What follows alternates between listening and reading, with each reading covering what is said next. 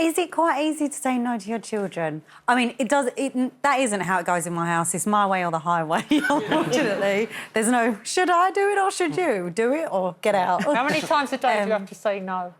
A million. I actually do sympathise with parents. I know that this is going to be the unpopular opinion. I think it is difficult to say no to your children all of the time if you are their primary carer.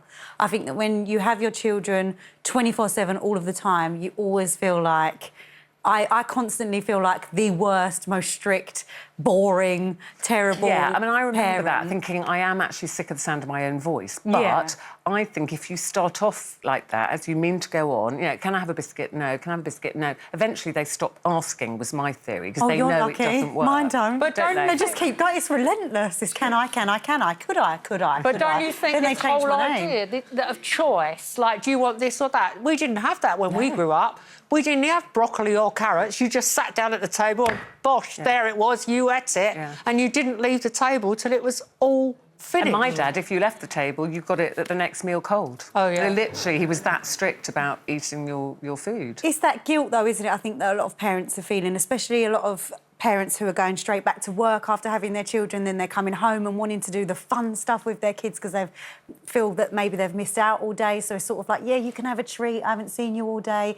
And I do think there's a lot of elements to why we find it hard to say no. I mean, Brenda, to our your children obviously are much older now, but when they were little, did you give them choices? Or was it your way? So they'll say, can I have this, Mummy? No. Can I have that? No. Third time? That's what they get. I'm scared.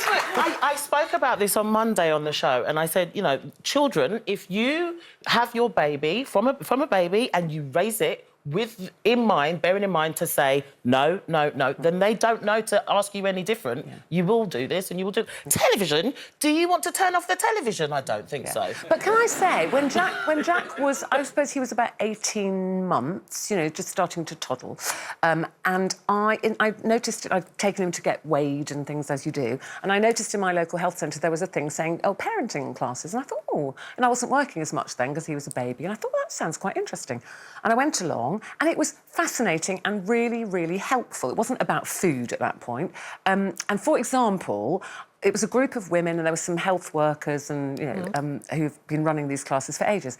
And I said, I'm having a real problem getting Jack out of the bath. He loves bath time so much that when I've had enough and I think, right, bath time's over, he won't let me lift him out. And, of course, they're slippery, aren't they? And I'm going, right, come on now. No. And every time I've tried to pick him up, he'd slip and he's kicking his arms and legs. So I'd leave. I'd go, all right, another 5 minutes. And this woman went, that's easy. Just take the plug out. Like, the simplest thing. And it was like, I went, oh, yeah.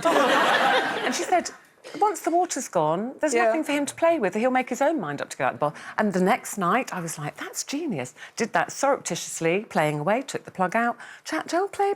And you could see him going like this, like the water's disappearing. And as soon as it had gone, he just went, out. It's like, because, it's cold then, there's nothing to play with. And so I found things like that really helpful, and how to deal... He was having huge tantrums, the almost terrible twos. He was a bit earlier than most. Of just ignore it, do this. And I used to hear them when I was having a tantrum. I used to think, no attention, that's what they told you, So I found them really helpful. So it's not about saying, you're stupid parents and you don't know what you're doing with your children and you need lessons. It's just like saying, this might be helpful to you. And from the results, Janet, it has been really helpful. I mean, the obesity rates are so high in children. I've read these rules, and they're very, very useful because they apply equally to your partner. I think all women watching this particular one, don't say to your child stroke man in the house, switch off the television. You're supposed to say, shall I switch off the television or would you like to? And I would just alter that slightly to say, shall I switch off the television as I'm feeling in the mood for sex? But, this I can imagine here. saying that to Eamon. I'm feeling in the mood for sex. Shall I switch the television off or do you want to? He'd be like, off, upstairs! I hadn't had all these rules early on in marriage number one. Yeah. You know, don't say to your child what you want to eat. I'd put the dinner down and I start laying down the law about what's the matter with my food when I obviously need parenting skills with men. Yes, just, you know, you don't give them a choice early on so that they don't Yes. criticise your dinner when you put it down. Yes, exactly. Yeah, so I think it's really interesting. We'd love to know what you think about that, because it's just giving you those little tools that sometimes, like you said, when you're at the end of your tether, it's easy to give in. I know it's not for Brenda. But I also think that parents now have too much choice and children have too much choice and television advertising and everything they look at is giving them so many options and it's just so much pressure. What about when it comes to discipline then, Brenda? I mean, you know you're strict. You were strict with them about no, you can't have that. But what about other people's children? And so say you were out somewhere, supermarket, in a cafe or restaurant, and you saw someone smacking their child, perhaps. Well, I mean, you know, look, smacking, there's levels of smacking. If I see someone repeatedly hitting a toddler, I will be somebody that will probably intervene and say, could you not do that in front of me? It's in a public place, you know.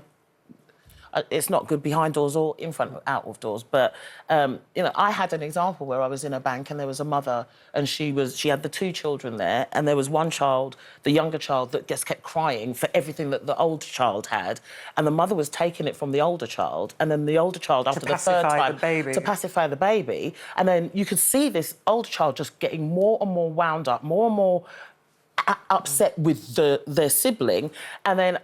You know, the older child said something to the mother, I don't want to give it up. And she was going for her. And I don't know what the background of, if it was the child's toys in the first place, it could well have been.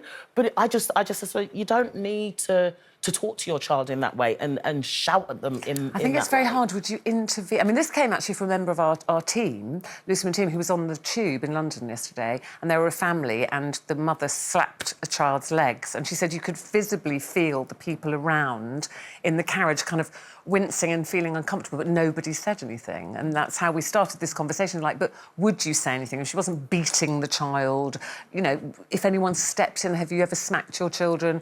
If someone stepped in, would you tell them to mind their own business? I think it's really difficult. I don't know what I would do unless I, like Brenda, thought I compelled that I had to do something because it was really wrong. But I do sometimes think when I'm if my child's having a meltdown or I'm really struggling with something and you can see that, if you want to come over and say, are you all right? I'd blooming love it. Yeah. I would just love You do that when I have a meltdown too. I do. She does. She is the voice of reason because I am a bit like a toddler that has mega meltdowns. I think it's really difficult and it's very dangerous to interfere in someone's you know, relationship with their child, especially in a public place like on the Underground. And I think there were tourists as well. So, you know, different cultures have different ways of treating their children. And I grew up in a very strict household, and if we stepped out of line, we got a whack on the legs with a hairbrush, and when we went to school, we got whacked on the hands with a ruler. Yeah. And, you know, I know there's a big anti-smacking debate now, and, you know, people want to make it illegal, but I do feel that parents ultimately have got to be the best judge of what's right for their children. I think, like you said, Brenda, it's the level, isn't it? Is that, you know, it's your own personal level of toleration, I suppose. Yeah. Like, you know, a smack on the leg, you might think, I wouldn't do that to my child, or I don't really like watching it, but they're not really beating the child, or if they're really knocking a child about. So everybody would have their level, I suppose. But maybe just not undermining the parent and saying, oh, you shouldn't be doing that. Maybe just offering them some help. Yeah, can I help? But actually, I think you're right. You know, when Jack was having his massive meltdowns, oh my, they were huge. They didn't happen very often, but when they happened, they were like Vesuvius going off.